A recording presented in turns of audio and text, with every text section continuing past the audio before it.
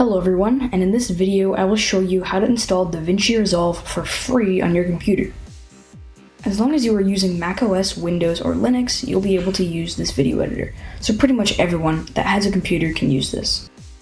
Before you go into video editing, a quick heads up about this is that you need at least 8 GB of RAM on your computer. I recommend having 16 gigs, but you can still work with 8.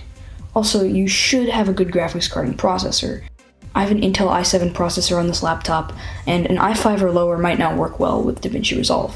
But this video isn't really about specs and how to use it, it's just simply installing it on your computer. Sometimes people think that DaVinci Resolve costs money, but there are 2 different versions of Resolve, and one of them is a free version.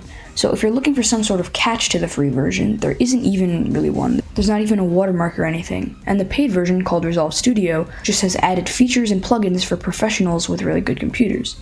So the paid version just includes everything in the free version plus some extra stuff. Most people should choose the free version, and it's very, very powerful. I use it for a lot of my videos, and I don't run into any problems with it. So for those of you who originally believed that Resolve cost money, I hope I cleared everything up for you.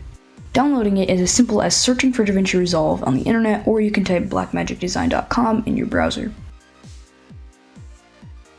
Once you get to this page, you'll have to scroll down and click Free Download Now. At the time of the video, DaVinci Resolve 18 is in beta, and you could download that if you so choose, but I'm going to download the stable version, DaVinci Resolve 17. Make sure you do not click on Studio because that's the paid version. As long as it doesn't say Studio, you don't have to pay anything. You'll be asked to add your name, city, state, and some other things, but you can just do fake information if you'd like.